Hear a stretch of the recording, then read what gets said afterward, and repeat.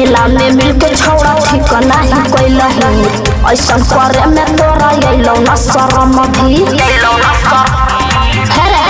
सुन मेला में मिलके छौड़ा ठीक नहीं कैलही ऐसन करे में तोरा अइलौ न शरम भी कि हमर गरम हो दिमाग अभी सनकी रे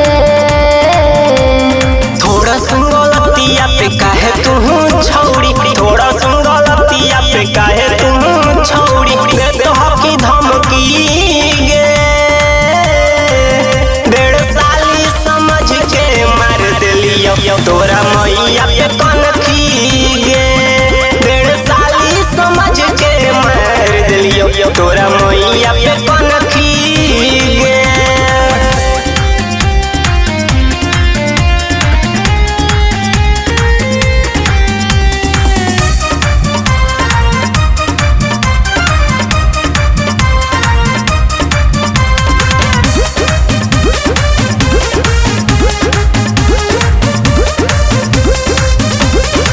एक कलर के पहनी आईनी तू ड्रेस गे माई बेटी के लागो एक जैसन फेस गे लिखी रिपोर्ट हम थाना में करबो केसर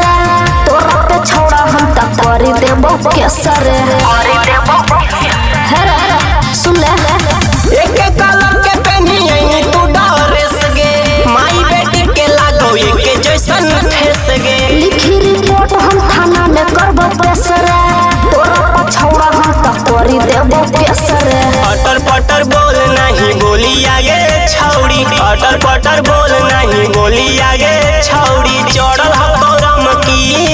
गे 1.5 साली समझ के मार देलियो तोरा मैया पे कनखी गे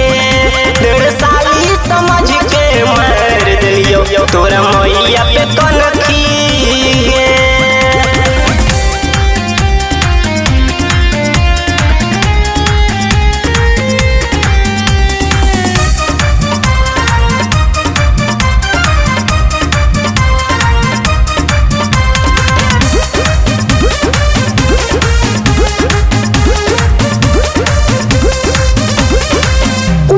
देखे में लगही बड़ी सुंदर अंदर से छोड़ा बाकी हकी कुछ सुंदर हमरा के बुझ नहीं छोड़ी तू बंदर जाजे जे बोलो मित हो जइतो बंदर ऊपर से देखे में लगही बड़ी सुंदर अंदर से छोड़ा बाकी हकी कुछ सुंदर हमरा के बुझ नहीं छोड़ी तू